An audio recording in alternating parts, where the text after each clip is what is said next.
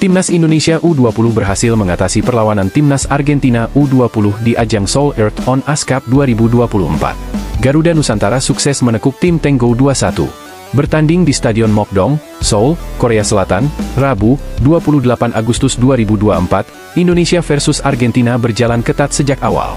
Albiceleste mendominasi serangan sejak kick-off. Gol bisa didapat Argentina di menit ke-15. Mirko Juarez merobek gawang Ikram Al-Ghifari dan membawa keunggulan 1-0 hingga jeda. Di babak kedua, Argentina masih mendominasi Indonesia, yang bisa mulai menyerang. Indonesia sendiri akhirnya bisa menyamakan skor menjadi 1-1 lewat gol sundulan Kadek Arel. Gol kemenangan Indonesia akhirnya diciptakan lewat penalti Mauri Ananda Y. Simon Ramli di menit ke-79. Skor 2-1 bertahan hingga laga bubar. Selanjutnya, Indonesia akan melawan Thailand pada laga kedua di Seoul Earth on Ice Cup 2024. Laga digelar pada 30 Agustus mendatang. Bagaimana menurut kalian? Roberto Mancini disinyalir telah menyiapkan strategi ganas untuk mempermalukan timnas Indonesia racikan Shin Tae-yong di matchday pertama Grup C kualifikasi Piala Dunia 2026 zona Asia yang berlangsung di King Abdullah Sport City, Jumat 6 September 2024 pukul 1 waktu Indonesia Barat. Mengutip dari akun X Saudi NT, pelatih asal Italia itu terpantau menyaksikan laga Al-Shabab versus Al-Ettifaq di pekan pertama Liga Arab Saudi 2024 I 2025. Di skuad Al-Shabab terdapat Mohamed Al-Abisi, kiper, Motep Al-Harbi, bek, Musab Al-Juwair, gelandang, dan Abdullah Raif, penyerang. Sementara dari kubu Al-Ettifaq, tak ada satu pemain yang dipanggil pada Juni 2024. Namun, setelah memantau laga beberapa hari lalu, bukan tak mungkin Roberto Mancini menemukan pemain anyar. Persiapan matang memang wajib dilakukan Roberto Mancini agar tidak terjatuh ke lubang yang sama. Sekadar diketahui, semenjak dipegang Roberto Mancini, performa The Green Falcons, julukan timnas Arab Saudi, tak bisa dibilang bagus. Dari 14 pertandingan di bawah arahan ex-pelatih Inter Milan itu, Arab Saudi hanya mendapatkan 6 kemenangan, 3 imbang dan 5 kalah. Akibatnya, Arab Saudi rontok di 16 besar Piala Asia 2023 dan lolos ke babak ketiga kualifikasi Piala Dunia 2026 zona Asia cuma sebagai runner-up grup. Di sisi lain, kepercayaan diri timnas Indonesia sedang tinggi-tingginya. Selain karena para pemain terbaiknya dalam kondisi bugar, timnas Indonesia juga tak menyia-nyiakan kesempatan tampil di babak ketiga kualifikasi Piala Dunia 2026 zona Asia. Hasil maksimal tentu dibidik skuad asuhan Shin Tae-yong saat mengarungi laga-laga babak ketiga kualifikasi Piala Dunia 2026 zona Asia. Pelatih timnas Indonesia Shin Tae-yong menargetkan skuad Garuda finish 4 besar demi lolos ke babak keempat kualifikasi Piala Dunia 2026 zona Asia. Untuk finish 4 besar, timnas Indonesia wajib mengangkangi Bahrain dan Cina. Karena itu, menarik menanti aksi timnas Indonesia di babak ketiga kualifikasi Piala Dunia 2026 zona Asia yang bergulir dari September 2024 hingga Juni 2025. Pratama Arhan dikabarkan dilirik klub Eropa sampai Jepang, dan mempertimbangkan untuk meninggalkan Suwon FC. Saat ini, Arhan sedang bermain untuk Suwon FC sejak Januari 2024. Hanya saja, mantan pemain PSIS Semarang itu minim menit bermain. Tercatat, dia baru mengemas satu penampilan dan hanya bermain selama 3 menit saja.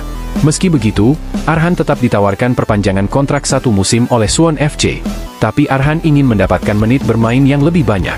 Menurut sang mertua, Andre Rosiade, Arhan tengah dilirik klub dari Eropa hingga Jepang.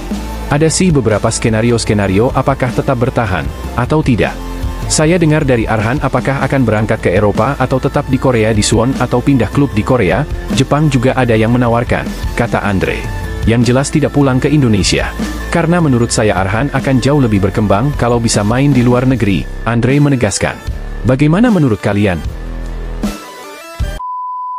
Kabar gembira buat Marcelino, pelatih Oxford United janji tidak akan ada cadangan mati. Marcelino Ferdinand akan mendapatkan menit bermain di Liga Inggris, demikian janji pelatih Oxford United sebelum bursa transfer tutup.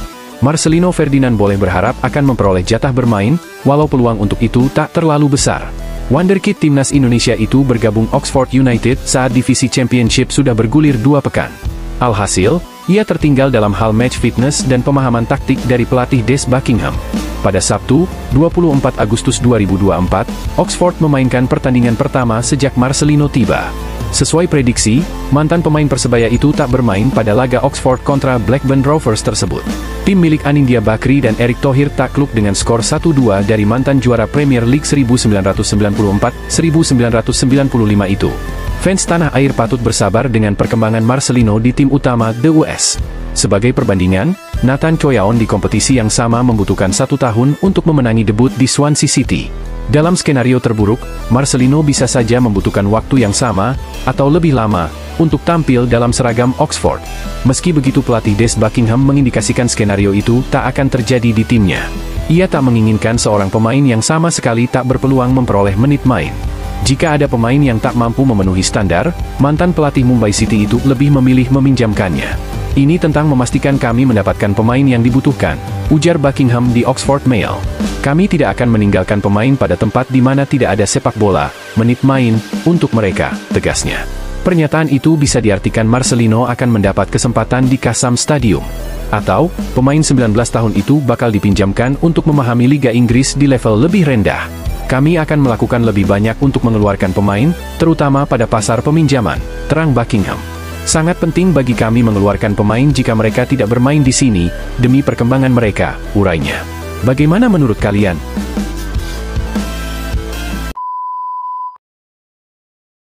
Pelatih Timnas Indonesia, Shin Tae-yong tidak bisa menjamin Martin Paes selalu jadi pilihan utama.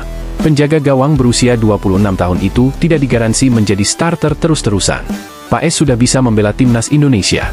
Perpindahan federasinya dari Federasi Sepak Bola Belanda, KNVB, ke PSSI telah disetujui FIFA. Namun, Paes masih absen ketika Timnas Indonesia melawan Arab Saudi pada 5 September 2024 di Stadion King Abdullah Sport City Stadium, Jeddah. Kiper FC Dallas di Liga Amerika Serikat itu baru bisa bermain untuk Timnas Indonesia menjamu Australia pada 10 September 2024 di Stadion Utama Gelora Bung Karno, Senayan, Jakarta. Harus bersaing. Shin Tae-yong menyatakan Paes harus tetap bersaing di Timnas Indonesia. Skuad Garuda masih punya kiper lain seperti Hernando Ari Sutaryadi dan Nadeo Argawinata. Walaupun Paes datang, tidak bisa dijamin 100% dia yang akan bermain terus-terusan.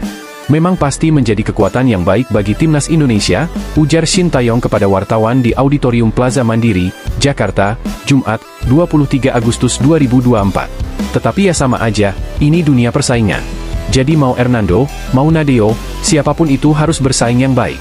Setiap harinya akan berubah kondisi pemain-pemain. Jadi akan melihat kondisi pemain yang terbaik siapa, dia yang akan bermain, imbuh Shin Tae-yong. Bagaimana menurut kalian? Bek Timnas Indonesia Jai Itzes mencetak sejarah setelah debut bersama Venezia di Serie A Liga Italia melawan Fiorentina, Minggu 25 Agustus. Jai Itzes dimainkan pelatih Eusebio Di Francesco sebagai starter saat menghadapi Fiorentina dalam laga tandang di Stadion Artemi Franchi pada matchday kedua. Menjadi starter dalam laga tersebut membuat Jai Itzes melakoni debut di level tertinggi Liga Italia itu. Jai Itzes pun mencetak sejarah sebagai pemain Indonesia pertama di Serie A. Hanya saja, dalam debutnya tersebut Jai Itzes tidak bermain penuh. Itzes digantikan Michael Svoboda pada menit ke-68. Debut Jai Itzes di Serie A Liga Italia berjalan baik. Pemain 24 tahun tersebut membantu lini belakang Venezia menahan gempuran Fiorentina melalui Moise Kean, Dodo, hingga Christian Kouame. Tidak hanya itu, saat memiliki kesempatan, Bang Jai, julukan Itzes ikut membantu serangan Venezia. Saat melawan Fiorentina, Jai Itzes tercatat melepaskan tendangan pada menit ke-19, namun percobaannya itu belum tepat sasaran. Situs SofaScore mencatat statistik Jai Itzes melawan Fiorentina cukup bagus. Itzes 3 kali membuat clearances, 1 kali intercept, dan sekali tackle. Itzes memenangi 1 duel di bawah dan udara dari masing-masing 4 percobaan. Akurasi operannya mencapai 96% dari 52 percobaan. Pelatih Venezia FC, Eusebio Di Francesco, bicara tentang sosok Jai Itzes. Eusebio Di Francesco secara khusus memberikan penilaiannya terhadap Jai Itzes. Berposisi sebagai bek, Jai bisa bertugas menjadi gelandang baik kanan, tengah, dan kiri. Pemain tersebut bisa jadi sosok yang kreatif dan memiliki peluang besar untuk semakin berkembang. Ia dapat memainkan beberapa peran, sebagai gelandang kanan, gelandang tengah dan kiri. Ia adalah pemain yang kreatif dan dinamis, saya menyukainya dan ia selalu ingin berkembang, kata Eusebio Di Francesco dilansir dari laman Tutto Venezia Sports. Bagaimana menurut kalian? Ketua Umum PSSI, Erick Thohir, ogah Timnas Indonesia bernasib sama seperti Olimpiade Paris 2024 di kualifikasi Piala Dunia 2026 zona Asia. Dirinya berharap skuad Garuda lolos, bukan hanya hampir. Kita semua punya mimpi yang sama. Kemarin Olimpiade hampir lolos. Kita usahakan untuk Piala Dunia jangan juga hampir. Kalau bisa kita bisa, raih hasil, maksimal, kata Erick Thohir. Ini ada charter pesawat dari Bahrain ke Cina karena tidak ada connecting langsung, kita harus cari akal. Ini bukan memanjakan Coach Shin atau para pemain, bukan, ini keharusan kita mempersiapkan pemain kita sebaik mungkin. Lalu, ini bukan kemewahan, dan saya rasa tidak semua perjalanan tim nasional, kita charter-charter pesawat, tidak. Cuma ini bagian kita memaksimalkan performa timnas kita, tambahnya. Coach Shin Tae-yong menilai bahwa hadirnya pemain keturunan perlahan bisa membuat pola pikir timnas semakin padu. Mereka membawa ilmu yang sudah dipelajari dari luar negeri dan coba diterapkan dalam tim. Tentunya, dia memiliki kriteria yang ketat saat memberikan rekomendasi pemain keturunan dan bertanggung jawab penuh. Mereka adalah pemain keturunan yang menjadi WNI, saat ini sudah hampir 50% dan ke depan akan lebih besar lagi. Kata Shin Tae-yong dikutip dari kanal YouTube 3 Pro TV. Mereka memiliki kakek dan neneknya berdarah Indonesia, tutupnya. PSSI mendapat kucuran dana sebesar 80 miliar rupiah dari Bank Mandiri untuk persiapan timnas Indonesia menghadapi berbagai agenda ke depan. Ketua Umum PSSI Erick Thohir menyambut baik kerjasama tersebut dan mengakui bahwa federasi memang membutuhkan tambahan dana untuk keberlangsungan skuad Garuda. Memang dalam membangun timnas Indonesia itu kami perlu pembiayaan dan tidak mungkin bergantung kepada pendanaan dari pemerintah saja. Kami tidak menutup mata kalau memang ada pihak yang bisa membantu sponsor dalam skala yang lebih besar, ujar dia saat ditemui di Plaza Mandiri, Jakarta Pusat, Jumat, 23 Agustus 2024. Timnas Indonesia di semua kategori memang bakal dihadapkan dengan jadwal padat. Di level senior, tim asuhan Shin Tae-yong akan berlaga di kualifikasi Piala Dunia 2026 zona Asia pada September mendatang. Kemudian timnas U20 Indonesia sedang pemusatan latihan di Korea Selatan untuk persiapan kualifikasi Piala Asia U20 2025, begitu pula dengan timnas U17 Indonesia yang sedang berada di Bali dalam rangka persiapan tampil di kualifikasi Piala Asia U17 2025. Erick mengatakan agar persiapan timnas Indonesia bisa maksimal, dibutuhkan dana yang tidak sedikit. Anggota Komite Eksekutif, EXCO, PSSI, Arya Sinulinga, memberikan tanggapan terkait sorotan media negara tetangga terhadap timnas Indonesia. Dia menegaskan bahwa PSSI sama sekali tidak peduli dengan komentar dari media-media negara lain mengenai timnas Indonesia, khususnya terkait dengan kebijakan naturalisasi pemain. Media-media dari negara tetangga, seperti Malaysia dan Vietnam, seringkali menyoroti dan memberikan komentar miring tentang gencarnya program naturalisasi yang dilakukan oleh PSSI. Namun, Arya Sinulinga menekankan bahwa PSSI lebih fokus pada pekerjaan mereka untuk membangun sepak bola nasional dan mengembangkan timnas Indonesia daripada merespons komentar dari luar. Saat ini, prestasi timnas Indonesia sedang berada di puncak, dengan pencapaian terbaru sebagai satu-satunya tim dari ASEAN yang berhasil melaju ke babak ketiga kualifikasi Piala Dunia 2026 zona Asia. Prestasi ini juga berkat kontribusi para pemain keturunan yang dinaturalisasi oleh PSSI, yang justru menjadi bahan sorotan oleh media negara tetangga. Arya menegaskan bahwa PSSI tidak terpengaruh oleh komentar negatif dari luar. Menurutnya, PSSI sibuk mengurus sepak bola dalam negeri dan tidak punya waktu untuk membahas komentar-komentar dari media asing. Dia juga menambahkan bahwa jika komentar tersebut adalah bentuk kekaguman, maka itu bisa diterima. Namun jika hanya berupa nyinyiran, maka PSSI tidak akan ambil pusing. Vietnam, Malaysia itu begitu melihat perkembangan sepak bola Indonesia. Tapi, jujur tidak pernah kami bahas karena kami sibuk mengurus sepak bola dan liga kita, kata Arya dalam pernyataannya yang dikutip dari kanal YouTube pribadinya. Jadi, tidak sempat bahas komentar luar. Kalau kagum oke, kalau nyinyir sepanjang yang tidak masalah ya sudah, tambahnya. Penyerang timnas Indonesia, Ramadan Sananta, bertekad untuk memberikan yang terbaik saat lawan Arab Saudi di kualifikasi Piala Dunia 2026 zona Asia. Salah satu pemain yang dipanggil ke timnas Indonesia adalah Ramadan Sananta. Pemain Persis Solo itu mengaku senang bisa kembali dipanggil timnas Indonesia. Hal ini karena ia terakhir kali membela tim Merah Putih saat skuad Garuda mengalahkan Vietnam 3-0 di Stadion National Mai Dinh, Hanoi, pada 26 Maret 2024 lalu. Setelah tak masuk dalam daftar tim Merah Putih beberapa waktu lalu, akhirnya ia kembali.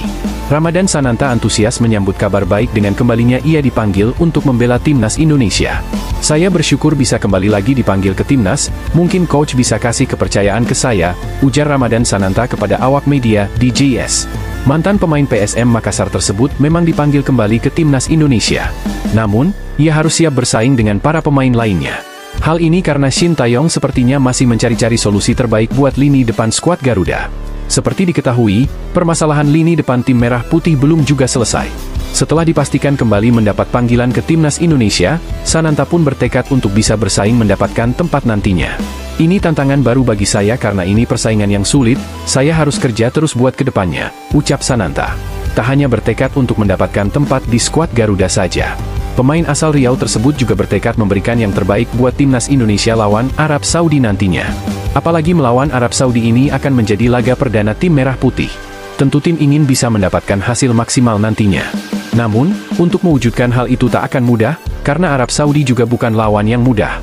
Menurut Sananta, Arab Saudi memiliki pemain-pemain bagus, sehingga para pemain harus bisa mempersiapkan tim dengan baik agar mendapatkan hasil maksimal nantinya. Arab tim yang kuat kita tahu pemain bagus di sana, kata Sananta. Jadi kita harus berikan yang terbaik saat di sana, tuturnya. Bagaimana menurut kalian? Pelatih timnas Indonesia, Sintayong, dipastikan akan tetap membawa Martin Paes ke Arab Saudi. Kiper FC Dallas itu sebelumnya dipastikan absen membela timnas Indonesia melawan Arab Saudi. Pendaftaran pemain timnas Indonesia untuk melawan Arab Saudi sudah ditutup sejak 5 Agustus 2024. Adapun Martin Paes baru memenangkan sidang CAS FIFA pada 18 Agustus 2024. Walhasil, kiper berdarah Belanda itu baru bisa didaftarkan sebagai pemain timnas Indonesia. Namun, ia tidak bisa menjalani debutnya bersama timnas Indonesia melawan Arab Saudi. Ia benar Martin Paes tidak bisa bermain melawan Arab Saudi. Alasannya karena pendaftarannya sudah ditutup, kata Ketua Badan Tim Nasional, BTN, Sumarji. Sintayong kemungkinan besar akan membawa 3 penjaga gawang ke Arab Saudi. Selain Martin Paes, 2 nama lainnya yang kemungkinan besar dipanggil Sintayong adalah Hernando Ari dan Adi Satrio. Dia akan tetap dibawa ke Arab Saudi, kata Sumarji. Kiper berusia 26 tahun itu harus sabar menunggu debutnya bersama timnas Indonesia. Kemungkinan besar Martin Paes akan bermain melawan Australia. Hal tersebut dikarenakan pendaftaran pemain untuk melawan Australia masih dibuka. Pendaftaran terakhirnya itu dilakukan pada H7 sebelum pertandingan dimulai. Timnas Indonesia dijadwalkan akan melawan Australia pada laga kedua Grup C putaran ketiga kualifikasi Piala Dunia 2026 zona Asia. Laga tersebut digelar di Stadion Utama Gelora Bung Karno, SUGBK, Senayan, Jakarta Pusat, Selasa, 10 September 2024. Untuk lawan Australia, pendaftarannya masih dibuka. Jadi dia bisa bermain melawan Australia, kata Sumarji. Pelatih timnas Indonesia Sintayong beberkan tantangan berat skuad Garuda lawan Arab Saudi di kualifikasi Piala Dunia 2026 zona Asia. Timnas Indonesia dijadwalkan akan menghadapi putaran ketiga Grup C kualifikasi Piala Dunia 2026 zona Asia. Tim Merah Putih akan menjalani perjuangan laga perdana putaran ketiga dengan melawan Arab Saudi di King Abdullah Sport City Stadium, Jeddah, pada 5 September 2024. Setelah itu, laga kedua timnas Indonesia akan menjamu Australia di Stadion Utama Gelora Bung Karno, Senayan, Jakarta, pada 10 September 2024. Untuk menghadapi Arab Saudi dan Australia ini, Sintayong memastikan persiapan tim sangat bagus. Walaupun akan ada beberapa pemain langganan timnas yang absen membela skuad Garuda pada kualifikasi Piala Dunia 2026 zona Asia ini. Namun, alih-alih pusing karena beberapa pemain absen. Juru taktik asal Korea Selatan tersebut membeberkan bahwa tantangan berat timnas Indonesia bukan soal pemain. Akan tetapi, tantangan berat tersebut karena persiapan tim yang begitu pendek. Rizky Ridho dan kawan-kawan dipastikan tak memiliki banyak persiapan waktu. Hal ini karena timnas Indonesia dijadwalkan bakal berkumpul di Jakarta pada 31 Agustus 2024. Setelah itu, para pemain domestik ini berangkat ke Arab Saudi pada 1 September 2024 siang waktu Indonesia Barat. Sementara untuk pemain abroad dipastikan akan langsung bertolak ke Arab Saudi. Melihat situasi ini tentu tak akan mudah, karena para pemain akan menjalani pertandingan pertama melawan Arab Saudi pada 5 September mendatang. Untuk itu, Sintayong menyebut bahwa ini akan menjadi tantangan besar buat skuad Garuda melawan Arab Saudi. Tantangan paling besar ya persiapannya sangat pendek, ujar Sintayong kepada awak media di Plaza Mandiri, Jakarta, Jumat, 23 Agustus 2024. Mantan pelatih timnas Korea Selatan tersebut menilai bahwa timnas Indonesia akan menghadapi tantangan berat. Pasalnya, tim lawan akan memiliki keunggulan yang jauh lebih menguntungkan. Hal ini karena para pemain Arab Saudi tidak ada yang abroad, sehingga bisa langsung berkumpul dan pastinya mereka sudah terbiasa dengan cuaca yang ada. Untuk para pemain Arab Saudi tidak ada pemain abroad, jadi mereka bisa kapan saja kumpul, bisa latihan, dan bisa adaptasi duluan untuk masalah waktu dan cuaca, kata Sintayong. Untuk itu, ini dinilai berbeda jauh dengan tim Merah Putih yang memang akan memiliki waktu yang tak mudah. Buat para pemain akan beradaptasi dengan waktu, cuaca, kelelahan, dan yang lainnya. Tapi dibandingkan mereka, kita harus dari luar negeri, dari Indonesia pun kita harus berangkat, jelas Shin. Jadi, masalah adaptasi waktu dan jet lag, cuaca itu jadi tantangan besar bagi kami, tuturnya. Bagaimana menurut kalian? Media Vietnam, Soha ikut menyoroti kiprah timnas Indonesia di kualifikasi Piala Dunia 2026. Namun sebagai negara rival, tentunya mereka tak ingin skuad Garuda melaju jauh di ajang tersebut. Salah satu media Vietnam, Soha Fan bahkan berharap timnas Indonesia kalah dari Arab Saudi di laga perdana. Mereka berharap pasukan Shin Tae-yong merasakan hal yang sama dengan timnas Vietnam yang kalah dari Arab Saudi. Mereka menyebut absennya 5 pemain penting bakal membuat timnas Indonesia kerepotan menghadapi Arab Saudi. Situasi tersebut yang membuat media Vietnam yakin Marcelino Ferdinand dan rekan-rekan bakal takluk di tangan Green Falcon. 5 bintang tersingkir, Indonesia dengan mudah akan terjerumus ke situasi yang sama seperti Vietnam di kualifikasi Piala Dunia, tulis artikel yang dibuat Soha Fan. Kehilangan 5 bintang membuat tim Indonesia menghadapi kesulitan besar menjelang laga melawan Arab Saudi di kualifikasi Piala Dunia, sambung mereka. Minimnya banyak pilar, terutama di lini pertahanan, membuat tim Indonesia menghadapi banyak kekhawatiran menjelang pertemuan dengan Arab Saudi, tambah media tersebut. Bagaimana menurut kalian? Siap-siap begadang, inilah jadwal laga Arab Saudi versus Timnas Indonesia di ronde ketiga kualifikasi Piala Dunia 2026. Timnas Indonesia langsung jalani pertandingan berat di laga perdana kualifikasi Piala Dunia 2026 zona Asia. Timnas Indonesia langsung bertandang ke markas Arab Saudi. Laga tersebut bakal digelar di Stadion King Abdullah Sport City, Jeddah. Laga di markas Arab Saudi bakal jadi tantangan berat bagi timnas Indonesia. Arab Saudi belum pernah kalah saat menantang tim-tim Asia sejak stadion ini resmi dibuka pada 2014. Rinciannya tim asuhan Roberto Mancini sudah menang 10 kali dan hanya 2 kali menelan hasil imbang. Tim-tim raksasa Asia seperti Jepang pernah tumbang di stadion ini. Selain itu, catatan pertemuan timnas Indonesia dengan Arab Saudi juga sangat timpang. Dalam 12 kali pertemuan, timnas Indonesia hanya meraih 1 kali hasil imbang. Sisanya berakhir kekalahan untuk timnas Indonesia. Jadwal laga perdana sendiri sudah dirilis oleh laman resmi FIFA. Masyarakat tanah air dipastikan harus begadang untuk menyaksikan laga ini. Kick-off laga ini bakal digelar pada Jumat 6 September 2024, pada pukul 1 WIB. Fenomena ini bukanlah hal baru bagi penggemar sepak bola di tanah air. Beberapa laga timnas Indonesia di Piala Asia 2023 dan Piala Asia U23 2024 digelar pada tengah malam. Meski begitu, sampai tulisan ini dirilis, belum ada pengumuman resmi TV nasional yang akan menyiarkan langsung laga ini. Shin Tae-yong tetap percaya diri menatap jalannya ronde ketiga bersama timnas Indonesia. Pelatih asal Korea Selatan tersebut pede bisa mencapai target di kualifikasi Piala Dunia 2026. Timnas Indonesia diharapkan bisa finish di posisi ketiga atau keempat. Posisi tersebut sudah cukup untuk bisa menembus ronde keempat. Pada ronde keempat, bakal ada 2 tiket tersisa ke putaran final Piala Dunia 2026 yang akan diperebutkan oleh 6 tim yang bertanding. Ronaldo Kuateh telah berhasil mencetak gol pertamanya bersama Muangthong United, sebuah pencapaian yang menunjukkan bahwa penyerang berdarah Liberia Indonesia ini siap kembali diandalkan oleh Shin Tae-yong untuk mengisi lini depan timnas Indonesia. Penyerang berusia 19 tahun ini baru saja dikontrak oleh klub asal Thailand, Muangthong United. Karena baru bergabung, Ronaldo Kuateh membutuhkan waktu untuk beradaptasi dengan salah satu raksasa Liga Thailand tersebut. Akibatnya, anak dari Roberto Kuateh ini tidak dimainkan saat Muangthong United menjamu Lampun Warriors pada pekan kedua Liga 1 Thailand 2024 I 2025, yang digelar pada Minggu, 18 Agustus 2024. Pada pertandingan itu, Muangthong United berhasil menang tipis 1-0 atas tim tamu. Sehari setelah pertandingan tersebut, pelatih Muangthong United, Gino Lettieri, memberikan kesempatan bermain kepada para pemain yang tidak tampil saat melawan Lampun Warriors. Kesempatan ini dimanfaatkan dengan baik oleh Ronaldo Kuateh ketika Muangthong United menghadapi klub Liga 3 Thailand, Assumption United. Ronaldo Kuateh mencatatkan namanya di papan skor dengan mencetak gol penutup dalam kemenangan 4-0 Muangthong United atas Assumption United. 3 gol lainnya dicetak oleh Terafol Yoryoe. Gol ini diharapkan dapat meningkatkan peluang Ronaldo Kuateh untuk mendapatkan menit bermain bersama Muangthong United. Setelah absen di 2 pekan awal Liga 1 Thailand 2024 I 2025, bukan tidak mungkin jebolan Akademi Persib Bandung ini akan mendapatkan kesempatan bermain pada pekan ketiga. Layakkah Ronaldo Kuateh dipanggil ke timnas senior? Bagaimana pendapat kalian?